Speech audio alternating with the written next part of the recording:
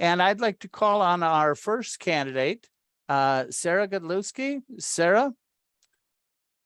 Well, thank you, James. And hello, everyone.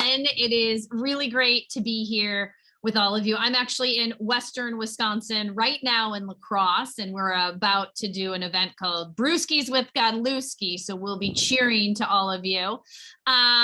But as some of you know, I'm a proud 5th generation Wisconsinite from Western Wisconsin. My family is from every place from Eau Claire County, Polk County, Trempealeau, and I am the daughter of 2 public school teachers and a product of a union family. And something that my parents would always say is when you see something wrong, you've got to stand up and you've got to do something about it. And I will tell you, one of those real moments for me was when I stepped up to save the state treasurer's office and then had the honor of actually serving as your state treasurer. And I'll never forget walking into my office. Some of you have heard this before, but there were wires that were hanging down from the ceiling when I walked into the office. The Republicans turned off my Wi-Fi, and they gave me a pay-as-you-go flip phone as a way to talk to constituents. But despite them doing whatever they could to make sure I didn't succeed for the people of Wisconsin, I didn't let them win. You know, one of my first major actions was overturning a Republican gag order on climate change. And then we started investing in renewable energy projects across the state. During COVID, I started a foreclosure prevention fund to keep people in their homes. And then we started Take Root Wisconsin to help Wisconsinites buy, fix, and stay in their homes. Or I provided a special distribution for our public schools so they could buy hotspots and e-learning books and address the digital divide.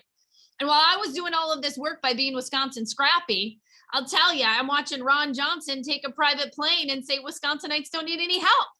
And it goes back to when you see something wrong, you've got to stand up and you've got to do something about it. And I will tell you, I was sick of the conspiracy theories, and I believe our state deserves better, which is why I am stepping up and running for this office. And it's not just about Ron Johnson. It's also, I have been sometimes very candidly frustrated with our own party. And, you know, we have the White House, we have the Senate, and we have the House. And I believe we have to do as much as humanly possible for our state. And these are common sense things like making sure that Roe v. Wade is the law of the land. I mean, we have had 50 years to write this in law, but we've failed. And honestly, I believe if we had more pro-choice Democratic women at that US Senate table, we would have gotten this done a long time ago. Or affordable childcare and affordable senior care. We know those are always the first things on the chopping block. And if we had more working moms at that US Senate table, again, these are things that we'd be getting done, and I want to change that. The other big thing is I talk a lot with folks across our state about the cost of prescription drugs, and we are seeing folks skipping their pills, not because they want to, but because they can't afford it. So we're the richest country in the world, but yet at the same time, we use tax dollars to develop these drugs, but yet the pharmaceutical companies can price gouge us on the back end. It just doesn't make sense. And we're not able to negotiate for lower prices, but everybody else in the world is. It's like enough is enough with the special interests, and we've got to change that. The other big thing I will also say, and I'm sure you all feel this too in Southwestern Wisconsin, is we've got to address climate change. Whether that is transitioning from brown energy to green energy, where we know 80% of our states on brown energy and only 20% of our states on green, and using our manufacturing base to help really make that happen, to addressing PFAS, these forever chemicals that are poisoning our lakes, poisoning our rivers, because we know right now they're not even a regulated substance, let alone a banned substance. And people will say to me, well, Sarah, you know, this sounds great, but running for the US Senate is hard, and getting things done in the US Senate is even harder. Are you really ready for this? And my response is I have been underestimated my entire life. And whenever somebody tells me what I can't do, I've shown them what I can do, whether that is my time at the Pentagon. You can imagine a peace and conflict resolution major from Eau Claire walking into that building. They thought I would last for a few weeks. I was there for almost a decade. To stopping Scott Walker's power grab, and everybody said there's no way we could save the state treasurer's office, but we did with 62% of the vote. To running as state treasurer as a political nobody from Eau Claire, and yet in 2018, I actually won Ron Johnson's county, and I'm the only candidate. I won 9 Trump counties, which was more than the governor, lieutenant governor, and attorney general. And so for me, you know, as my public school teacher parents would say, Sarah, what have you learned? running 2 successful statewide races. And for me, I know when we only win by 2 to 3 votes per precinct, it will take all of us. So I just really appreciate all of you being here today to learn more about the candidates, because I know together we can flip this seat for Wisconsin. Sarah, thank you very much for your opening statements. There are a couple of questions in chat, and I would certainly invite others to put their questions in the chat as well. Let me get to one of those right now. The first one is, there are so many great candidates. I'm wondering whether each, and this is a question that would go to all of the candidates in the primary here tonight. If you do not win the primary, are you going to be amenable to contributing their donations to the winner to help that person become the next United States Senator? And the caveat there is if that is illegal according to election law. I'll be honest, so I will answer that question to say I know that we will all rally around the nominee because we all share a common value, which is defeating Ron Johnson. And so we will roll up our sleeves and do whatever we can to make sure whoever that nominee is successful on November 8th. Okay. To all the candidates, if you win the primary and are in a televised debate with Ron Johnson, and this, I probably should save this question till later, but what would your closing statement be to discourage people, voters, from voting for Ron Johnson and encouraging them to vote for you? What's that last key statement in the televised debate?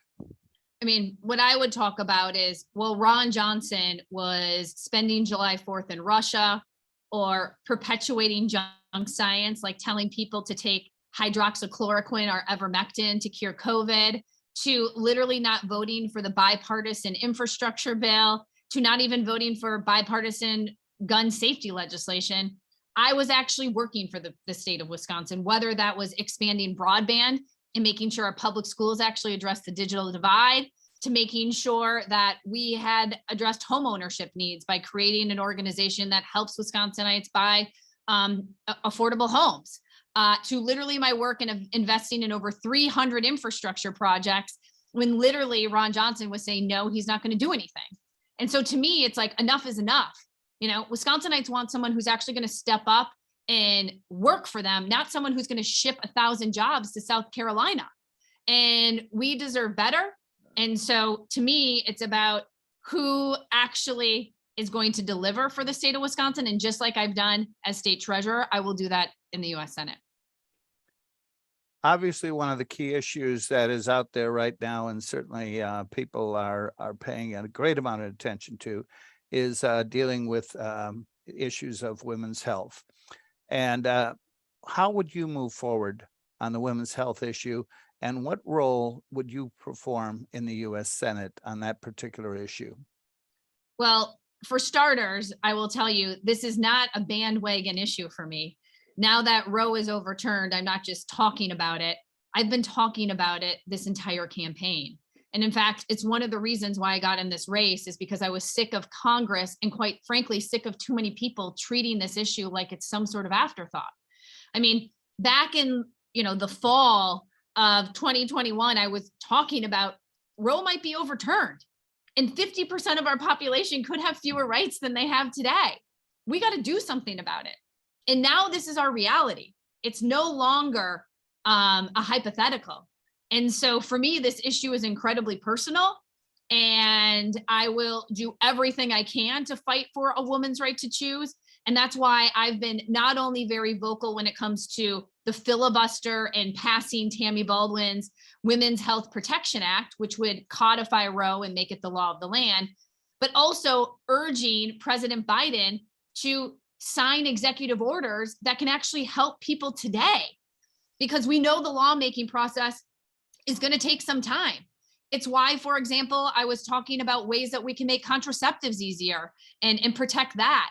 I was talking about how Medicaid can start actually covering abortion access across state lines, because people have to now go to Minnesota or Illinois, and he can use his executive authority to make sure Medicaid can cover that, Right now, the abortion pill has to go through a bunch of red tape in order for it to be distributed, and how the FDA could actually get rid of that red tape and make it easier for pharmacists. And so not only is my goal to make sure that we restore a woman's right to choose, it's also what are we doing today to address this inequity that literally thousands of people in our state are dealing with, and really helping to save lives.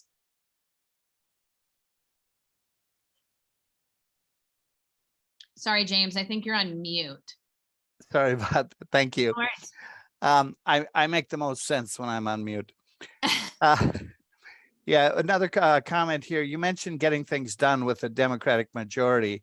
What do you see as the biggest hurdle to accomplishing that right now, making a Democratic majority happen and getting things done with that majority?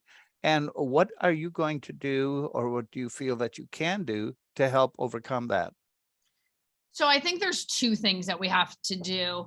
Well, actually three things. The first is, let's just talk about a procedural piece that we always hear about, but we've got to get rid of the filibuster. I think it's ridiculous that the Senate requires 60 senators in order to move any sort of legislation forward, when the reality is we're a majority rules country. We're built on that foundation. And I know we could get a lot of things done, whether it's democracy to voting rights, if we just had the 51 votes. So that to me is a first big impediment. But just one of the things I did when I was state treasurer is I met with every Republican legislature that would meet with me, listened. And, my parents used to joke, I never know what you're going to do with a peace and conflict resolution degree. Like, how are you going to be able to pay your student debt bills? But I will tell you, I think it's come in incredibly handy, especially working in one of the most divisive environments in Madison. We have right now bipartisan legislation that's working its way through the legislature called 401 Kids, that would get every kid in the state of Wisconsin a child savings account that would help them with buy a home, medical emergency, or with retirement.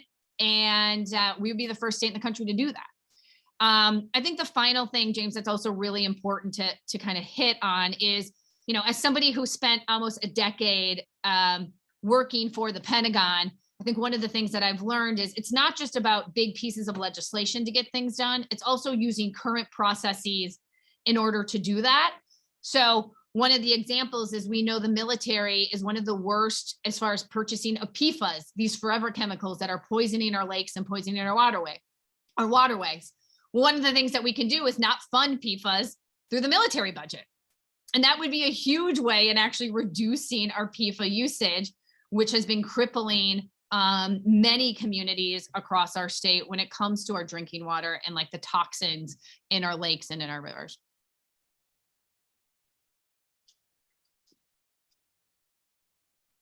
William, quick question. Where are we on time? 2 minutes and 15 seconds. Okay, so we know where we're at here. We have one more question that has popped up. And just a reminder to those who may have just joined us recently, if you have questions of Sarah, please feel free to put them in the chat and I will relay them to the 2 minutes that we have yet. The question was very specific, is how is 401 Kid being funded? So right now we know there's actually two ways that we've talked about it being funded. The first is that there's a significant budget actually provided for advertisements, with whether it is the 529 plan or also with different trust fund plans in the state. And so we could use some of that funding. But what's so great about the way 401 Kids is structured is that it's an investment for about the first 5 years, where whether it is we're using advertisement funds to even general purpose revenue, after the fund is built, it actually becomes self-sustaining. So just like a retirement account, we would then use like 0.02% to then continue to run the fund. So it wouldn't be running on tax dollars and it would be self-sustaining.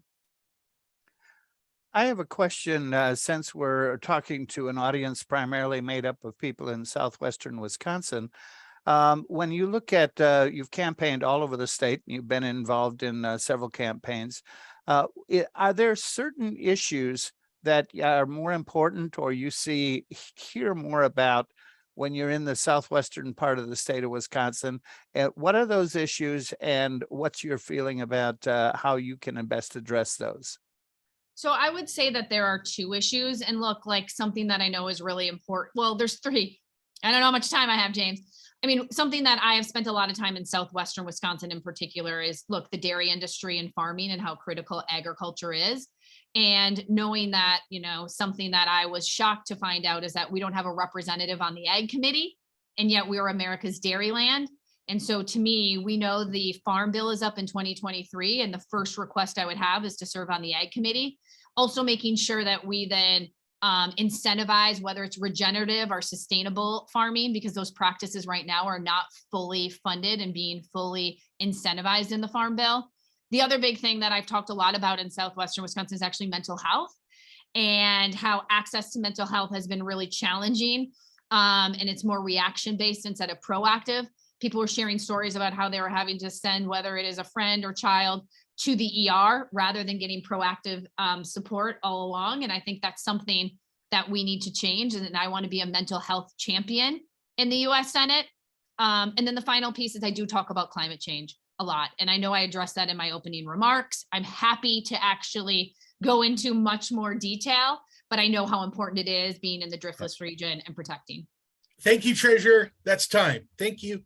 Okay, I'm going to give Sarah a chance to do one last thing, though. Sarah, if we want to know more about you and your campaign, what is our best way as a citizen to contact you and to contact your campaign? So I just put it in the chat. I'm at sarah@sarahforwisconsin.com, but our website is www.sarahforwisconsin.com. And my door is always open. So if there's any questions you guys have, or we weren't able to address in this brief time together, please reach out to me, because this is what it's about, is listening, learning, and growing together. But I really appreciate you all being here today. Sarah, thank you so very much for joining us. And I hope that the participants here do follow up with all of our candidates later. There may be some specific questions and some that we didn't get a chance to address, but thank you so very much. We appreciate your being here with us, and we wish you and all the candidates the best in the, how many days is it to the 14 days. It's 14 really exciting. days. And not that you're counting, right? No. I love every minute of the campaign, James. So this has been great. Thanks, Sarah. Thanks, everybody. Bye-bye.